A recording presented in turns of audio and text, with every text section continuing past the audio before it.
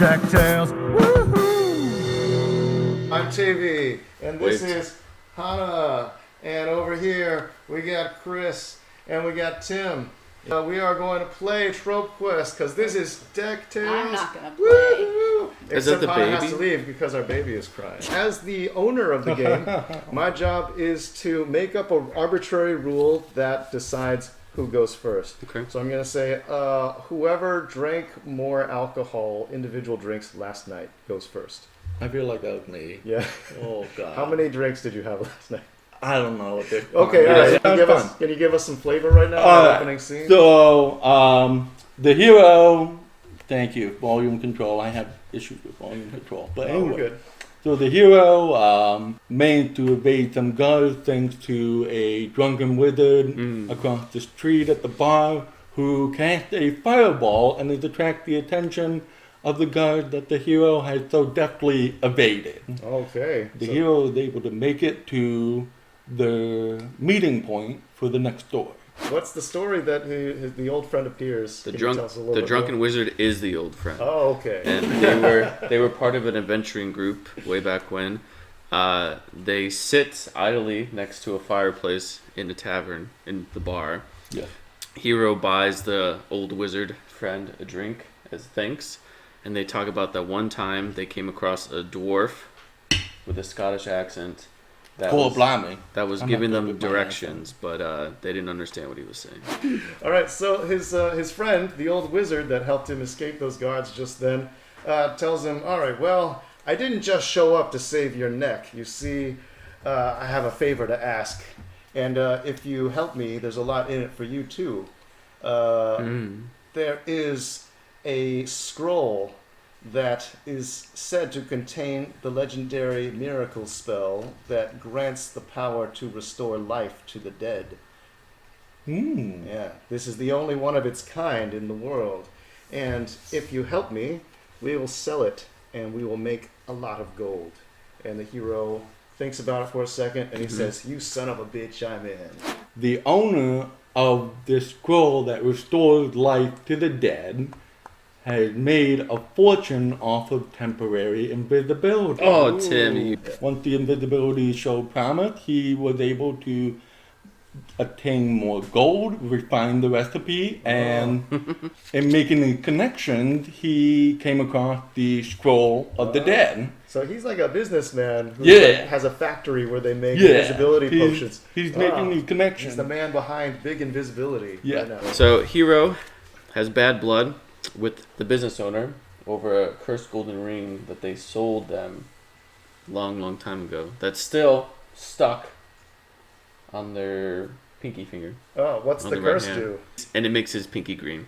Okay, so his pinky is now green. His pinky for is the now rest green of time. for the rest He of can't time. get Businessman with the green pinky. And he can't take the ring off. So Oh, the businessman has no. the green finger. The Oh, hero. no. The Yeah, hero. the hero. Oh, The hero Good has the green clarification. finger. has a green pinky now The green because pinky. he can't take the ring off. And What's the it's- hero's name? We haven't named our hero, actually. Balthazar. Balthazar Greenfinger. All right. So Oh, tell yeah, us so about there.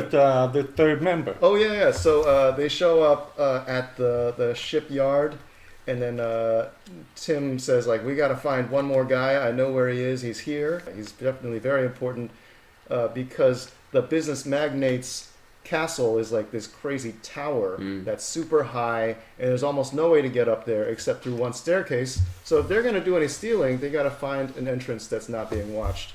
The only entrance there would be through the roof. They need a way to get onto the roof. This guy's going to provide it. And then so they're like, why are we at this shipyard? Shouldn't we get like a dragon or maybe a sparkly unicorn? And and he's like, no, this is better. And they get on this ship, and the ship like starts rising up out of the water, and like water's dripping, barnacles come off, and he's like, yeah. And then the third member is like a stereotypical captain-looking dude with like a skull and crossbones on that wide hat. Yeah. Now, Okay, let's take so this we have Balthazar the hero, we have Tim the Enchanter, yeah. the wizard, the business magnate. Yep. What's the third member's name? Captain Morgan. Captain Morgan. So, next scene.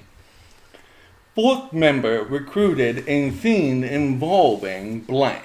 This fourth member is recruited to the team because he is what you would call an inside man for the business magnate.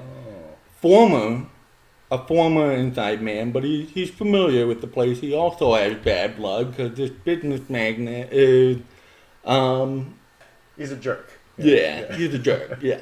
So this fourth member is getting involved because he has information on the inside. So he knows how to find doors in places that are very often not seen. He might have information about the tower, where the doors that people don't usually use are. And well, he showed up in the alleyway, coming right out of the wall like it was nothing. Wow. There was a secret door there. His name is Dorsey McDoorsman. Dorsey. Makes sense. Hero scouts the site. Okay, he's inside with Dorsey, which is protected by a suit of indestructible armor with only one weakness. That ain't mine, bro. That's not mine either. That appears That's a random one. in the room with them. How are you calling me on the library? It has... That was yours? As I know you, Tim. And Yeah, it has a heat-seeking system inside the suit of armor. Oh, thank you. Oh, yeah, there we go. It's got 2 heat signatures that it's picking up, which is a little weird. So it comes to confront Balthazar and Dorsey McDorson. So it's like a walking suit of armor with like 2 like red glowing eyes and stuff. And it's got its gaze fixed right into Balthazar's eyes. All right, so the suit of armor, the front opens up, and then there's like a screen inside, and it goes, and then you see the owner, the businessman's face with his mustache, and he says, "Ah, intruders, well, I could kill you here and now, but I will give you a chance to escape. Just if you come back, if I ever see you here again, your heads will be on a pike. Guard, escort them out." And then, like, the thing comes back down again, and then he basically just picks them both up by the scruff of their necks, and then tosses them out the front door of the tower. It gets inside the front door up? No, it gets in the elevator, and then, like, basically they're in 0G free fall for, like, 2 minutes as the tower, like, shoots down to the ground. And then they throw up, and then things, like, launches them out the front door unceremoniously. Fresh Prince stuff. Very nice. Yeah. On the eve of the heist, the team, wanting to practice their evasion skill, have set up a large labyrinth just outside of town. As it turns out, Tim the Enchanter is really good at enchanting and topiary, so he's able to grow his hedges pretty quickly. Captain Morgan just happens to have a giant evil eyeball in the brig of his flying ship that he was able to dump in the labyrinth.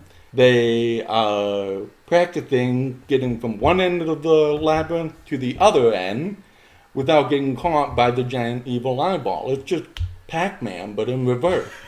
Thanks to the critical skills of Dorsey, they're able to narrowly, deftly dodge the evil eyeball just as they get out the labyrinth.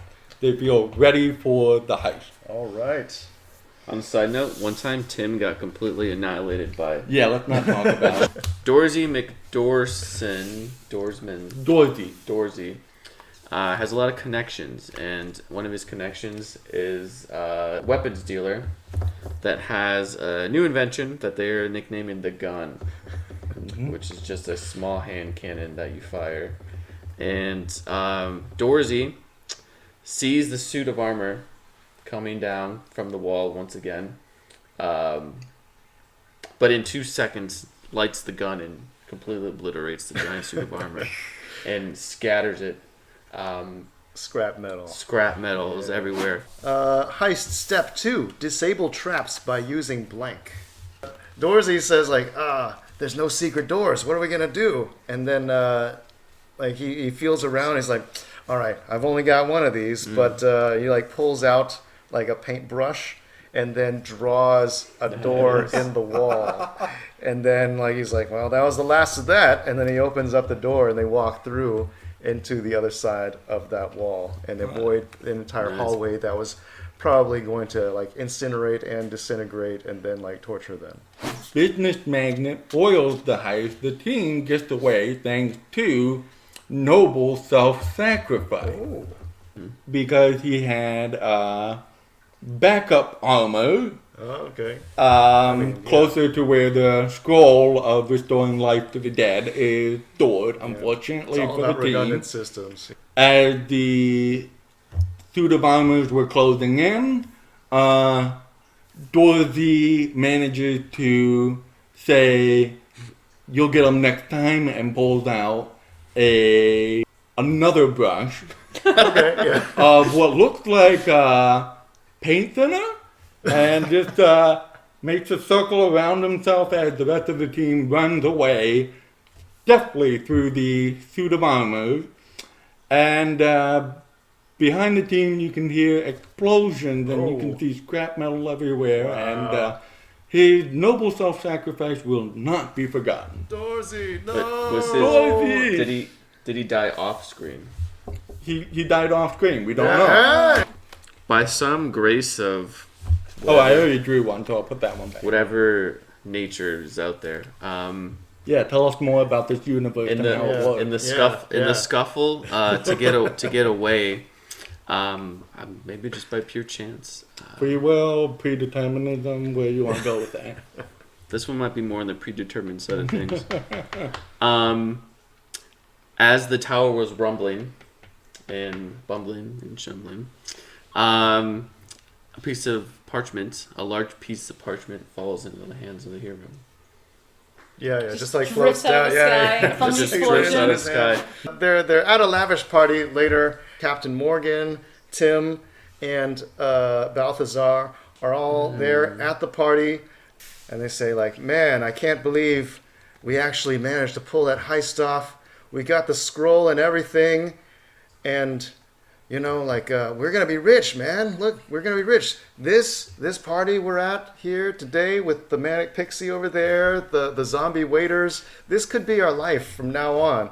And he's holding the scroll right there, and then Tim raises a glass and he says, "The scroll of miraculous resurrection to our friend Dorsey, to Dorsey," and then yeah, Oh, yeah. to Dorsey.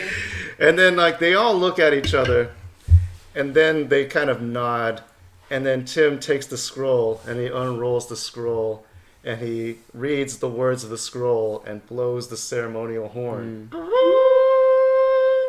And then from underneath the table, a trapdoor opens, and the freshly resurrected Dorsey emerges. Yeah! And that's the end of the story. They Yeah. choose friendship over money. The battle of friendship. Yes. So you are the winner, and the winner's job is to choose their favorite scene that was not narrated by them. That was not narrated by them. Yeah. A ship like for the ocean, but it flies. He's got So spell that changed the heist location from generic corporation place To like to a friggin' tower.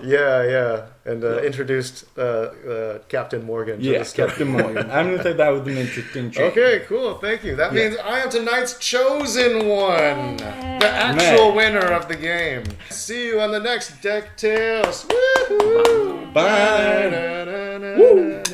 TropeQuest, DeckTales, DeckTales.